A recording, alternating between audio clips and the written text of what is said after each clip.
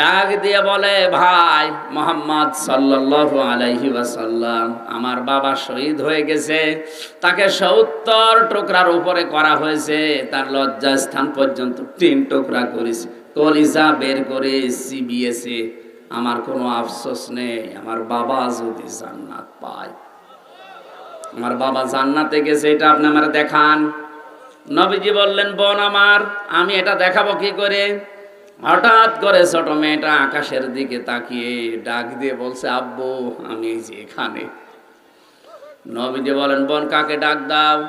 ছোট্ট মেয়েটা বলে, ভাইজান আমি দেখতে পাচ্ছি আকাশের ভেতরে আমার বাবা পাখিদের সাথে পাখা লাগিয়ে উড়ে বেড়াচ্ছে। বিশ্বনবী বলেন, বোন আমার, এটা আকাশ না, এটা আল্লাহর জান্নাত, ফেরেশতাদের সাথে পাখা লাগিয়ে তোমার বাবা উড়ছে। হযরতে হামজা যে জান্নাতে গেছে, এটা বিশ্বনবী তার ছোট মেয়ে হযরতে হামজার ছোট মেয়েকে চোখে দেখিয়েছেন পর্যন্ত।